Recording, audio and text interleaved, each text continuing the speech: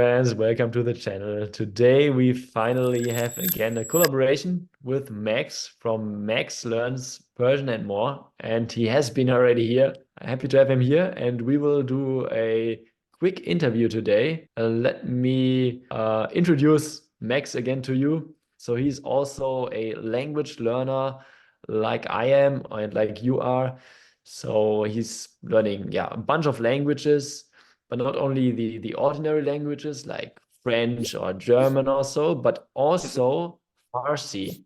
And that's super interesting. And that's also something we will talk about today. But with a nice twist, we will do this video in German. So I will test Max German skills and you will also find subtitles. So if you don't speak German, make sure to activate them.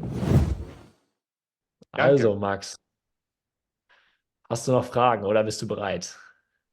Ich bin bereit. Guten Abend allen und willkommen auf das Kanal von Dustin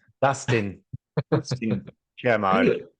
Ja, Genau, genau. Also, okay, also ich habe letztens dein Video gesehen, wo du über den Iran gesprochen hast und wie, dass du bereits zweimal da warst. Und das auch das der Grund ist, warum du Farsi lernst. ja, Und du hast auch da von deinen Erlebnissen erzählt, sehr interessant. Wir werden das Video auch verlinken, irgendwo hier oder hier. Irgendwo wird das zu finden sein, auf jeden Fall. Und ja, das finde ich super interessant. Wie kamst du darauf, alleine in den Iran zu reisen?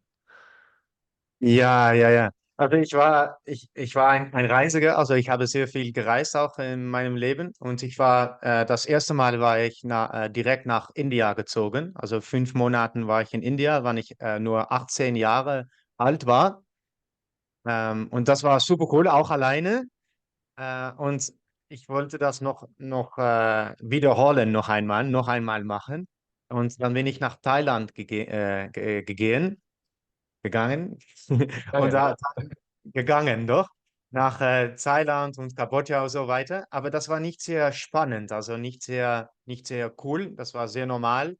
Es gibt dort immer sehr viel touristische Leute, also es gibt Backpacker dort immer, aber auch sehr normale Leute und ich wollte einfach etwas anderes, etwas Neues, etwas Cooles, etwas Schwieriges. Und ja. deswegen habe ich Iran Iran entschieden und habe ich gesagt, okay, ich gehe einfach nach die Ambassade und dann nach Teheran, Wow, echt. Also einmal nach Persien, nach quasi. Persien. Ja, ja. Sehr schön. Warum genau Iran? Also ging es da um die persische Kultur oder was hat dich besonders fasziniert?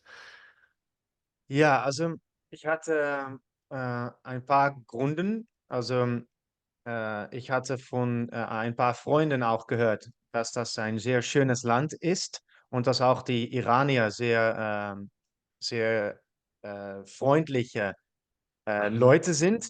Und das habe ich immer in meinen Kopf gehabt. Ja. Ähm, in meinen Gedanken sind die Iranier immer da. Aber später habe ich auch einen Iranier kennengelernt in Thailand auf einen Ah, Full Moon Party dort ja, ja, ja. am Strand. Und er hat gesagt, wenn du nach Iran kommst, kannst du bei mir zu Hause kommen, können wir zusammen essen und du kannst meine ganze Familie sehen und du bist wirklich willkommen. Und ich habe ihn auch direkt geglaubt. Ähm, also das passiert viele Male doch, dass du reist und dann jemand kennenlernt und dass sie sagen, na, kommt auch nach meinem Hause und so weiter. Aber das ist nicht immer auch auch wichtig, das zu machen, auch richtig, auch gut. Das ist nicht immer auch schön, das zu tun. Aber diese Junge habe ich direkt gedacht, okay, ich gehe, weil er sehr cool ist. Sehr cool, sehr cool. Und dann im nächsten Schritt, was mir aufgefallen ist, du hast erzählt, dass durch diese Reise du eine emotionale Verbindung aufgebaut hast zu der Sprache. also zu Farsi. Das ist die Sprache, die im Iran gesprochen wird und auch, ich glaube, auch in Afghanistan. Das ist, glaube ich, Darsi. Auf jeden Fall Dari. Dari, genau. Und aber wie wichtig würdest du sagen, ist diese emotionale Verbindung, um eine Sprache dann auch zu lernen? Weil das dauert ja sehr lange, um so eine Sprache zu lernen. Ja, ja, sehr wichtig, denke ich. Also, ich habe zum Beispiel früher auch zweimal versucht, eine andere sehr schwere Sprache zu lernen, zum Beispiel Arabisch. Aber Ja, ich hatte nicht diese Konnektion im Herz ja, äh, mit die arabische Sprache. Und deswegen habe ich auch nach ein paar Monaten gesagt, also nein, viel zu ja. schwer. Ich kann nicht noch 6 oder 7 Jahre jeden Tag das so weitermachen, weil ich keine arabischen Freunde habe. Ähm, aber mit Iran hatte ich diese Konnektion, aber ich wusste noch nicht, wie ich Sprachen lernen äh, könnte. Also ich hatte keine Ahnung, wie man das macht. Und später habe ich dann erst Spanisch gelernt und Deutsch, also gelernt. Also mein Deutsch ist nicht perfekt, aber ich kann das sprechen. Und Ja. danach habe ich gesagt, okay, jetzt kann ich Deutsch und Spanisch sprechen. Jetzt will ich auch wieder etwas Neues, etwas Cooles, etwas Schweres. Ja, Verstehe, verstehe. Die Verbindung war da und dann warst du neugierig und mittlerweile weißt du ja auch, wie man Sprachen lernt. Und dann hast du angefangen, Farsi zu lernen. Und wenn du jetzt nicht die Möglichkeit hättest, in ein bestimmtes Land zu reisen, aber doch eine Sprache lernen wollen würdest, wie jetzt zum Beispiel Arabisch, ähm, wie würdest du das angehen? Hast du da irgendwelche Tipps? Viele haben ja nicht die Möglichkeit, jetzt in ein anderes Land zu gehen. Wie würdest du es schaffen oder so eine emotionale Verbindung aufzubauen? Hast du da irgendwelche Tipps? also ich denke, dass man wirklich diese emotionelle Verbindung braucht. Aber man braucht nicht das Land. Also man kann auch eine Verbindung haben mit ihrer Musik oder Leute oder Kultur oder also ein perfektes Beispiel ist natürlich, wenn jeder eine Partner von eines Land Ah ja, hat und dann nimmer dort gewesen ist, aber dieser Partner hat nicht. Also dann hast du auch diese Verbindung, diese Liebe für das Land. Und ich denke, dass man das machen kann ähm, mit Films, so Movies oder ja, ja, Musik, ja, Series oder Personen oder Dokumentäre, also egal was, wenn du wirklich reingucken kannst. Das ist wichtig, ja, denke ich. Also ja, oh, verstehe. Bücher, Ja, das macht Sinn, das macht Sinn. Ja, Luca Lampariello sagt ja immer, man soll einen Partner finden. ein Eine Partner romantische finden. Beziehung. Und er hat so 8 oder 9 Partners gefunden, nicht? Ah ja, Ah, das ist sehr interessant. das Nee, italienische Idee ist das. ja. Genau, genau. Nee, sehr interessant. Und wann warst du zuletzt im Iran?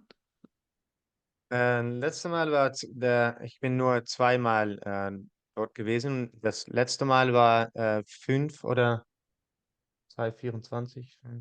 6 Jahre her jetzt. Okay, Und 6 Jahre. das letzte Mal, ja, Entschuldigung, das letzte Mal war 6 Jahre her. Wow, okay. Und planst du weitere Reisen dahin? Weil aktuell ist es ja wahrscheinlich aufgrund der politischen Situation ein bisschen schwierig. Zumindest von dem, was ich gelesen habe. Ja, also die Situation in Iran ist immer politisch schwierig. Also das ist auch die Grund, dass die viele Leute auch haben, nicht dort zu gehen. Ja, Also, aber das ist sehr schade, weil diese Leute brauchen Touristen, sie brauchen Leute dahin zu gehen, weil äh, wissen viele Menschen, wissen das nicht, aber in das ganze Land kann man nicht Geld bekommen. Also du brauchst jede Euro, also jeder Dollar, sie zahlen da immer mit amerikanischen Dollar, ja, musst du dorthin mitnehmen, weil es total unmöglich ist, das Geld auf eine andere Weise in das Land zu bringen. Also und das ist auch, Sie können zum Beispiel Sie können Persisch nicht unterrichten online, online und dann das Geld bekommen. Also es gibt keine persische Lehrer online von Iran. Du musst Ah, diese Klasse bekommen von Lehrer äh, draußen. Also zum Beispiel persische Leute und sie leben dann in der Türkei und dann machen sie Klassen äh, ah, online. Und das ist sehr schade, weil ich zum Beispiel, ich habe nicht 1 Euro nach Iran gebracht, aber ich lerne ihre Sprache. Also ja, ja. das ist sehr schade. Also Ah, das ist verrückt. Das ist ja mega ja. verrückt. And that has been the last question. So if you are interested or if you have any questions to Max, make sure to put them into the comments. I'm really curious to know what you think. And yeah, thank you so much for watching. And the last word goes to Max. Vielen Dank, Alan. Thank you all for listening. Yeah, please visit Iran or listen to some Persian music. It's really, really beautiful.